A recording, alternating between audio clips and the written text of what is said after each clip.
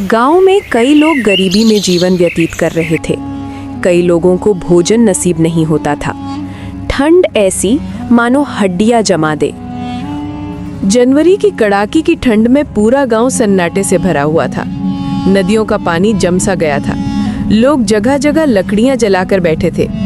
कितने लोग बिना गर्म कपड़ों के ठंड काट रहे थे। बिना लकड़ी के दिन काटना मुश्किल होता था। सर्द हवाएं और बारिश से बहुत से लोगों का काम ठप हो गया था। इसी गांव में जग्गू मछुआरा अपनी पत्नी और बीमार बूढ़े बाप के साथ रहता था।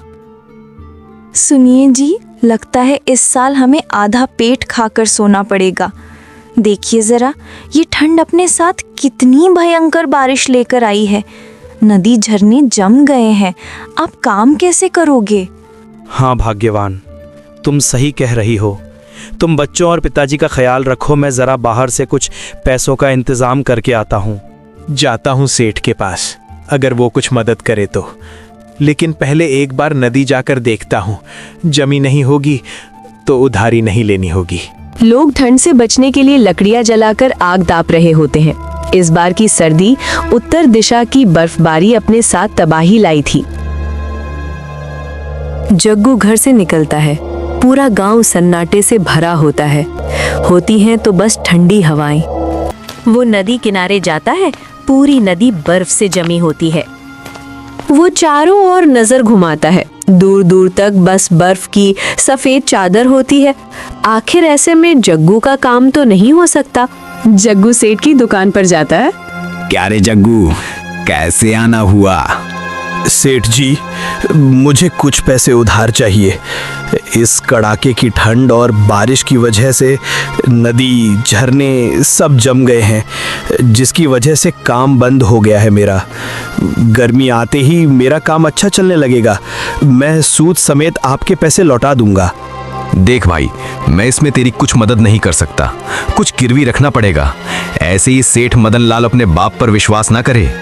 लेकिन सेठ जी, मेरे पास गिरवी रखने को कुछ नहीं है। तेरा जो खेत है वो गिरवी रखना पड़ेगा, तभी मैं कुछ पैसे दे सकता हूँ। जग्गू परेशानी में पड़ जाता है। उसे पता था सेठ मदन लाल की नजर बहुत समय से उसके खेत पर है। कुछ देर अपने घर के बारे में सोचकर जग्गू अपनी जमीन गिरवी रख देता है और कुछ पैसे लेकर घर आने लगता है।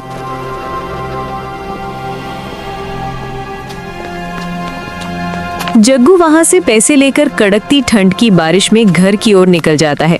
वो घर पहुंचकर कुछ पैसे रमा को दे देता है। रमा पैसों के बारे में पूछती है तो जग्गू उसे कुछ नहीं बताता। रमा सुधा के साथ बाजार से घर का सामान लेकर आ रही होती है। तभी उसकी नजर अपने खेत पर पड़ती है। वो चौंक जाती है। जहां सेठ मदन लाल अपने कुछ आदमियों के साथ रमा के खेत में काम करवा रहा होता है। रमा को कुछ समझ नहीं आता कि सेठ मदन लाल उसके खेत में क्या कर रहा है। वो सुधा के साथ वहां खड़ी होकर दूर से सब देख रही होती है।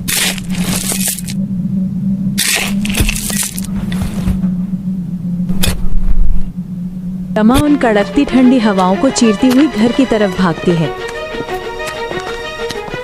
जैसे उसके मन के गरीबी की आग ने उन बर्फीली हवाओं को कमजोर कर दिया हो।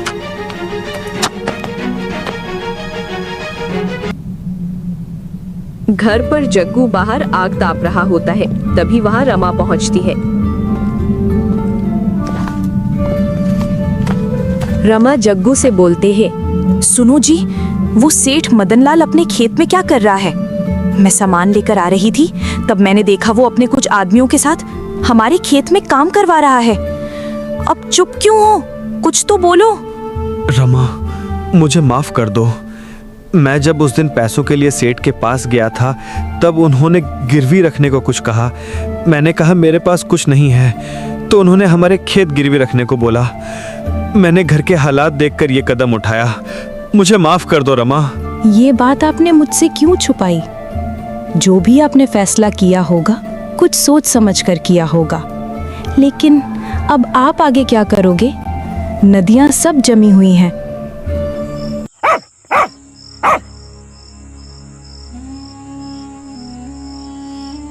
रात होती है।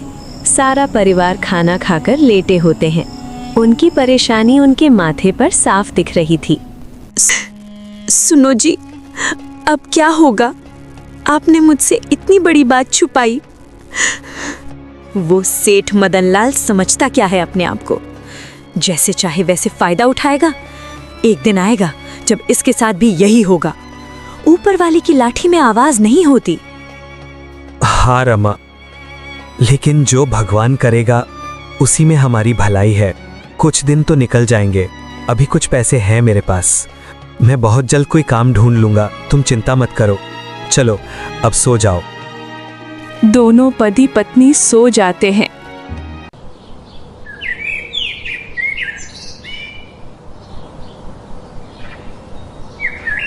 ऐसे ही इस बर्फबारी वाली ठंडी में उनके कई दिन गुजर जाते हैं। जग्गू ने जो पैसे सेठ मदनलाल से लिए थे, अब वो धीरे धीरे खत्म होने लगे थे। अब इनकी परेशानी और बढ़ने वाली थी। रमा उससे कुछ काम करने के लिए कहती है। जग्गू भी अब बिना ठंड की चिंता किए घर से ठिठुरता हुआ निकल जाता है। आज भी लोग कहीं नजर नहीं आ रहे थे। वो काम की तलाश में जाता है, लेकिन इस ठंड में कहाँ किसी का काम चल रहा है। तभी वो लकड़ियों की दुकान देखता है। वो उस व्यापारी के पास जाता है।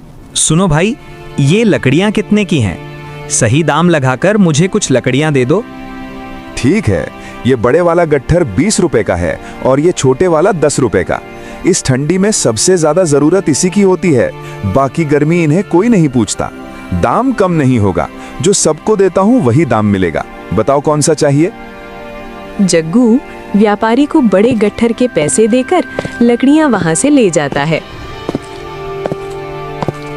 वो लकड़ियां लेकर गली गली बेचता है। थोड़ा दूर जाने पर उसे एक बूढ़ा दिखाई देता है। वो उसके पास जाता है। कैसे हो बाबा? आपको लकड़ियां चाहिए? सूखी और अच्छी लकड़ियां हैं ये। इतनी ठंड में ऐसी लकड़ियां मिलना मुश्किल है। ले लो, सही दाम लगा दूंगा। अच्छा हुआ बेटा जो तुम आ गए। लकड़ियां खत्म ही होने वाली थी। लाओ बेटा, कुछ लकड़ियां दे दो। जग्गू गट्ठर में से कुछ लकड़ियां निकालकर दे देता है और पैसे लेकर वहां से सनसनाती हुई बर्फबारी में वहां से अगले घर की तलाश में जाने लगता है।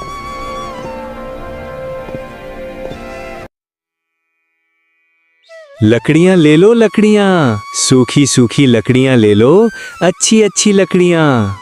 अरे ओ भाई, लकड़ी वाले, कैसे दे रहे हो ये लकड़ी? देखो भाई, सही दाम बताना, सारी लकड़ियां खरीद लूंगा। भैया वैसे ये 100 रुपए की है, आप 80 रुपए दे देना। जग्गू सारी लकड़ियां देकर खुशी खुशी वहां से घर निकल जाता है। लेकिन ये खुशी सिर्फ कुछ पलों की ही थी। जग्गू को रास्ते में एक चाय की टपरी दिखती है। वे वहां जाता है। वहां सेठ मदनलाल अपने कुछ दोस्तों के साथ चाय पी रहा होता है।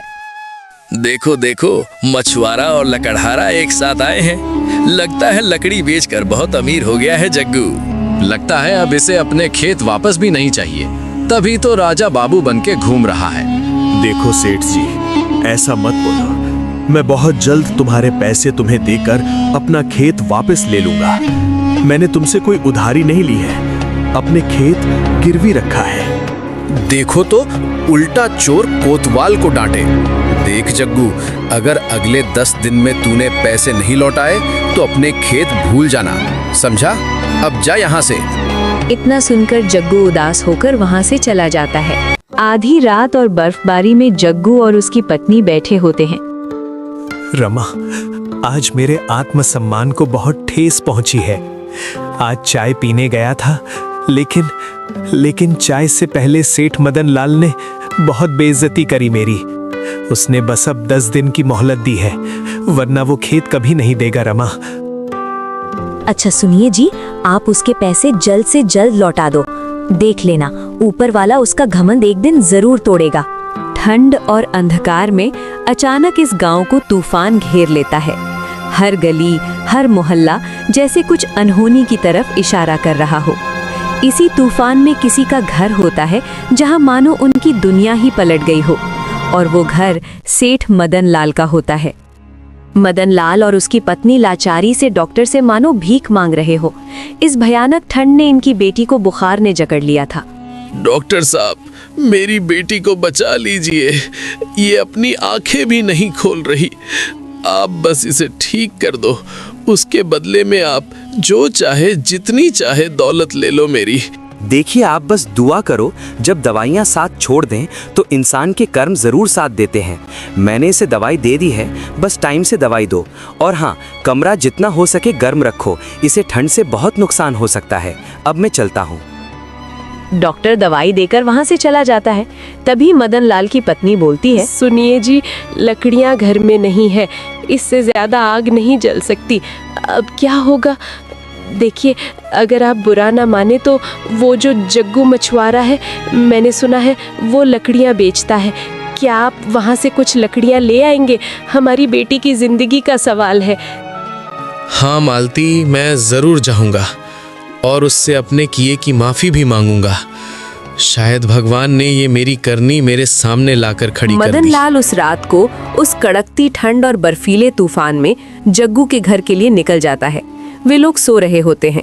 अचानक इसी तूफानी रात में उनके दरवाजे पर दस्तक होती है। वो लोग सामने मदन लाल को देख चौंक जाते हैं। मेरी मदद करो। इस बर्फीले तूफान और मेरी करने की वजह से आज मेरी इकलौती बेटी बहुत बीमार है। मुझे माफ़ कर दो जग्गू, कुछ लकड़ियाँ दे दो। उसके बदले तुम जितना धन संपत्ति चाहो ले लो। मैं तुम्हारा खेत वापस दे दूंगा और पैसे भी नहीं लूंगा। डॉक्टर ने कमरा गर्म रखने को बोला है। मदद कर दो मेरी। सेठ जी, मुझे शर्मिंदा ना करिए। जैसे रानी बिटिया आपकी बेटी है, वैसे हमारी भी है। आप जितनी चाहे उतनी लकड़ियाँ ले जाओ। मदन लाल लकड़ियाँ लेकर चला जाता है। शायद इसे इस ठोकर से समझ आ गया हो, जो चीज़ हम दूसरे के साथ करेंगे वो किसी न किसी रूप में हमारे पास एक दिन ज़रूर वापस आती है। और जग्गू के सब्र ने उसका साथ दिया। अब उसके पास खेत भी था और रोजगार